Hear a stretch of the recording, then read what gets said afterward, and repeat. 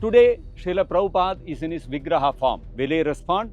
How will he respond? He is in his Vigraha form. Aparada or offense number 1. To assume that Srila Prabhupada's deity cannot talk or convey his wishes is to differentiate between Srila Prabhupada and his deity. Then, what is the meaning of offering food to him? What is the meaning of singing Guru Mukha Padma Vakya to Srila Prabhupada in every ISKCON temple? Every day of one's life, Srila Prabhupada's Murti is non-different from Srila Prabhupada himself. The Ritvik system empowers the temple president to accept or reject the candidates for initiation, and this empowerment is done by Srila Prabhupada himself. Hare Krishna, Krishna Krishna, Hare Hare, Hare Rama, Rama Rama, Hare Hare. Hare Krishna, Jai Srila Prabhupada. Today, Srila Prabhupada is in his Vigraha form. If you present before Srila Prabhupada's Vigraha a list of candidates for initiation and ask him, do you have anything to say on this? Will he respond? How will he respond? He is in his Vigraha form. Actually, this is illogical because there is no option for Guru to say yes or no. Who will say yes or no? The Ritvik will tell yes and no. Srila Prabhupada in his Vigraha form cannot talk, and hence he cannot say yes or no to the acceptance of candidates for initiation, and therefore the Ritvik system is illogical. We will try to analyze this argument in two parts. The first part is about the Vigraha of Srila Prabhupada. The GBC of ISKCON, in its resolution number 404 of 1999, says, Srila Prabhupada, the Founder-Ācārya of ISKCON, is forever manifested through his books, his Murti, his teachings, ISKCON, and the devotees who honestly represent his teachings. As per the GBC, Srila Prabhupada is forever manifested in his Murti. In other words, Srila Prabhupada's Murti is non-different from Srila Prabhupada himself. Actually, this is not anything new. This is the understanding of Sri Vigraha Seva in Gaudiya Vaishnava Siddhanta. Of course, I will not be going into the detail of this principle here because I am assuming that you, the viewer, you are well read enough in Srila Prabhupada's teachings to understand this fundamental principle, that there is no difference between the Sri Vigraha and the personality. In our Siddhanta, it is an aparada, an offense, to consider the deity as something made of matter, or that it is different from the personality of the deity. If you are not aware of this, please do read Srila Prabhupada's teachings thoroughly to understand this principle. Coming back to our discussion, based on this principle, Srila Prabhupada's deity is non-different from Srila Prabhupada. As we know, as we have seen in the examples of Sakshi Gopal, Kheer Chor Gopinath, etc., the deities of Krishna are non-different from Krishna. They can walk, they can talk, they can sleep, they can eat bhoga offered to them, etc. Only that the devotee has to be qualified enough to receive this reciprocation from the deity. This is the same even with Srila Prabhupada's deity too. To assume that Srila Prabhupada's deity cannot talk or convey his wishes is to differentiate between Srila Prabhupada and his deity. Aparada or offense number 1. ISKCON law 7.1.1 states, Srila Prabhupada is to be worshipped through his words, his Murti, his picture, and his devotees. This is what the GBC resolution says. So, to say that Srila Prabhupada's Vigraha cannot talk is implying that Srila Prabhupada's deity cannot eat either. Then, what is the meaning of offering food to him during the bhoga offering process for the deities in the temple? In every ISKCON temple, this is a daily procedure. So, what is the meaning to that? To say that Srila Prabhupada's Vigraha cannot talk is implying that Srila Prabhupada's deity cannot hear either. Then, what is the meaning of singing Guru Mukha Padma Vakya to Srila Prabhupada in every ISKCON temple, every day of one's life? What is the meaning? What is the meaning of worshipping Srila Prabhupada's Murti? Is it empty idol worship? To say that Srila Prabhupada's Vigraha cannot talk is to profess the hellish mentality, Naraki Buddhihi, that Srila Prabhupada's Vigraha, the deity, is material and limited by time and space. Aparada or offense number 2. This offense is the Mayavadi offense. It's the Mayavadis who think that the deity is made of matter and is simply a crutch to elevate ourselves to the platform of jnana. Similarly, this offense of saying Srila Prabhupada's Vigraha cannot talk is Mayavada. Actually, we can see how, if we follow the self-appointed guru system in ISKCON, the danger is that we will become Mayavadis like this. So, if you, the viewer, who are watching this video, if you are a supporter of the self-appointed guru system in ISKCON, please beware. You too may become infected with this Mayavada. Acceptance or rejection of disciple candidates. Actually, this is not a new argument. This is a well-known and well-defeated argument which has time and again been a proven failure when confronted with evidence. But at the cost of repetition, I will again present the evidence which will refute this old argument. We will go back a little in history. In 1966, when Srila Prabhupada first commenced the initiations in ISKCON, Srila Prabhupada taught and trained the devotees. Prabhupada assessed them, Prabhupada guided them, Prabhupada instructed them, Prabhupada selected them. Prabhupada conducted the fire sacrifice for initiation and chose their spiritual names all by himself. With a fast expanding mission, Srila Prabhupada had to ensure that the pace of initiations kept up with the number of devotees flowing in. So, by 1970, Srila Prabhupada delegated the assessment and selection of devotees for initiations, as well as conducting the fire yajna, to the temple presidents. Srila Prabhupada would chant on the beads and select the names. That much only Prabhupada would do. In a letter on 13th of April 1971, Srila Prabhupada wrote this. So, as far as Gayatri initiations are concerned, the tape is not required.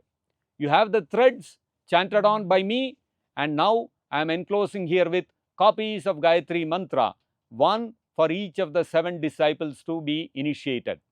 Hold a fire ceremony, chant Gayatri mantra to them individually, and let them hear and repeat. Then offer the threads on my behalf. The fire sacrifice should be performed as usual. In another letter to Nityananda, Prabhupada wrote, now hold the ceremony as per the enclosed instructions. During the fire ceremony, you can also give the sacred thread and Gayatri mantra to Bhudhara, which I am enclosing also here with. Teach him to chant on the finger divisions and play the copy of the tape of me reciting Gayatri mantra into his right ear.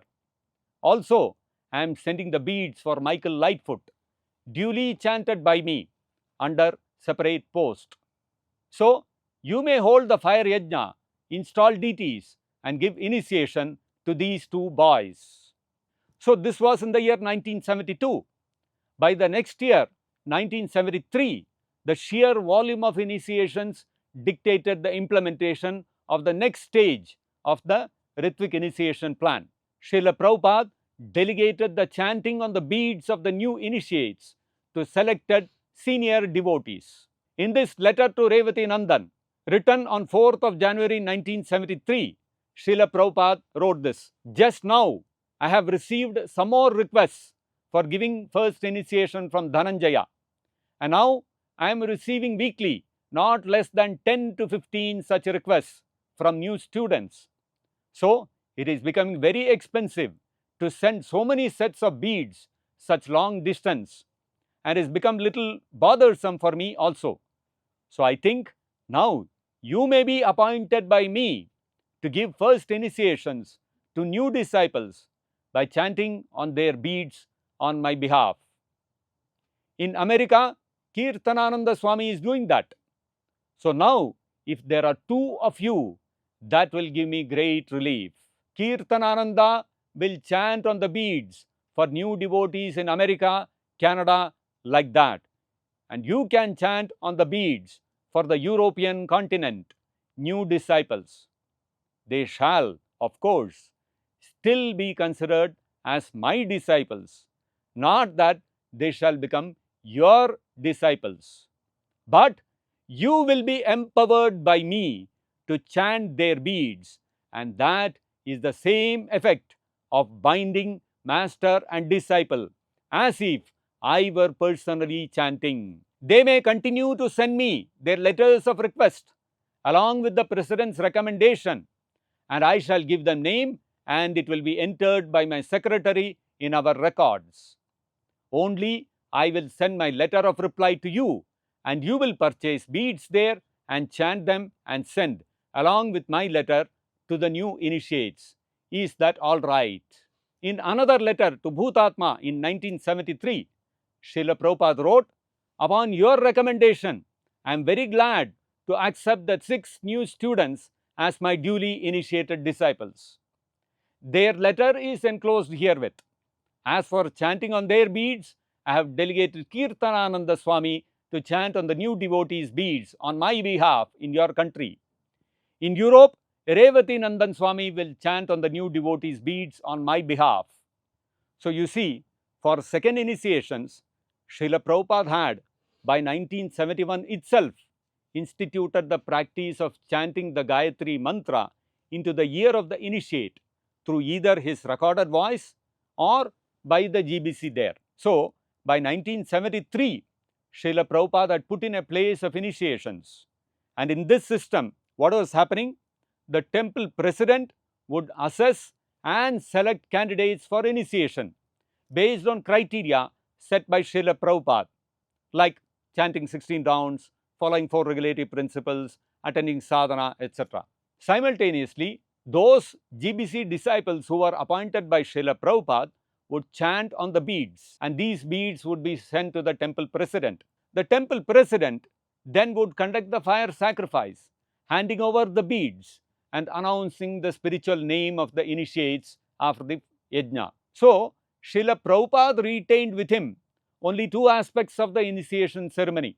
Srila Prabhupada would accept the devotees and select their names. Only these 2 things Prabhupada was doing till 1977. In 4 years' time, from 1973, by 1977, this system that Srila Prabhupada had implemented, by then it had stabilized and everyone had become accustomed to it in the whole of ISKCON. So finally, when the GBC asked Srila Prabhupada on 28th of May 1977 what the system of initiations would be, particularly at the time when Prabhupada was no longer with us, what was Srila Prabhupada's response?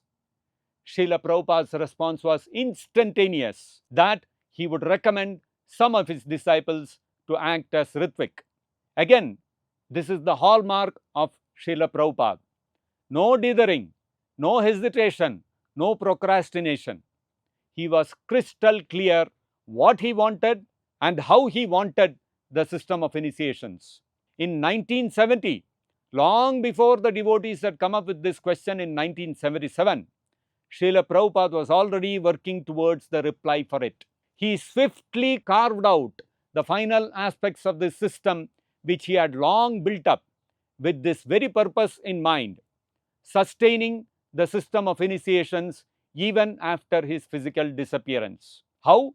Through the directive on July 9th, 1977, wherein the 2 remaining aspects of accepting devotees and selecting their names was also delegated by Srila Prabhupada to his appointed representatives. In the July 9th directive, Srila Prabhupada ordered.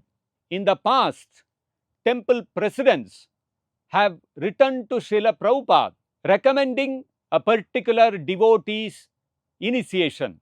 Now that Srila Prabhupada has named these representatives, temple presidents may henceforward send recommendation for first and second initiation to whichever of these 11 representatives are nearest their temple. After considering the recommendation, these representatives may accept the devotee as an initiated disciple of Srila Prabhupada by giving a spiritual name, or in the case of second initiation, by chanting on the Gayatri thread, just as Srila Prabhupada has done.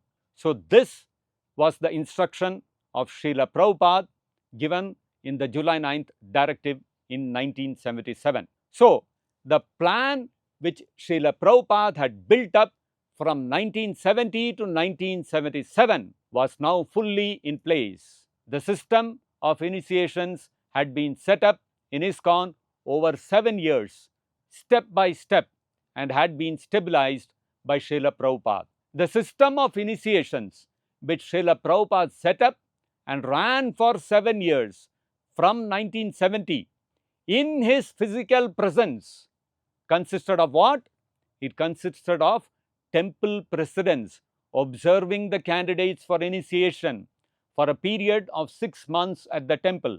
If the temple president was satisfied that the devotee was chanting 16 rounds of Hare Krishna mantra daily, following the regulative principles, etc., then the temple president would recommend the devotee to Srila Prabhupada, and Srila Prabhupada would accept him as his disciple.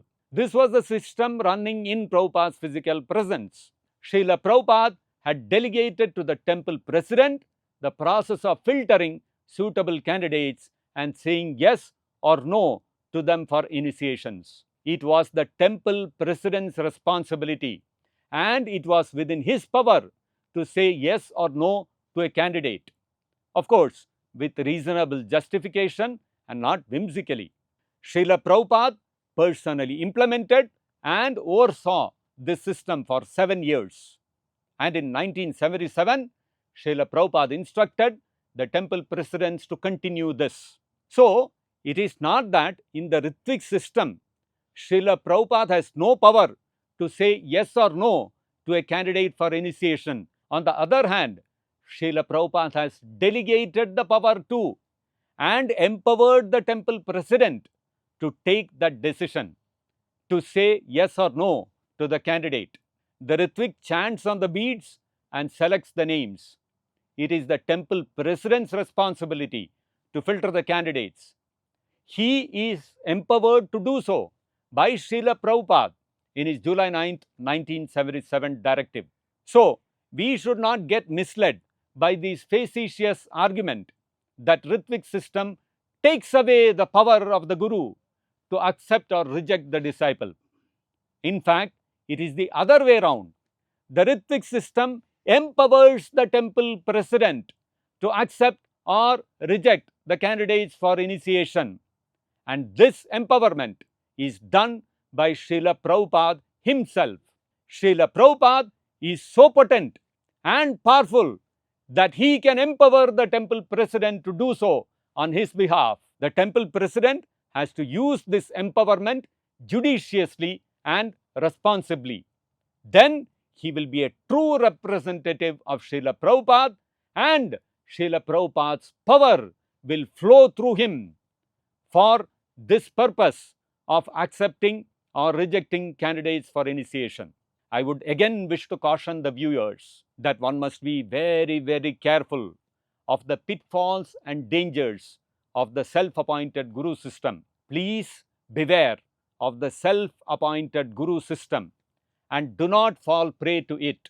Please follow Srila Prabhupada's July 9th directive and stick to the Ritvik system of Diksha ordered by Srila Prabhupada, particularly for that time when he has wound up his physical pastimes on this earth. Vishwa Guru Srila Prabhupada ki Jai. Hare Krishna.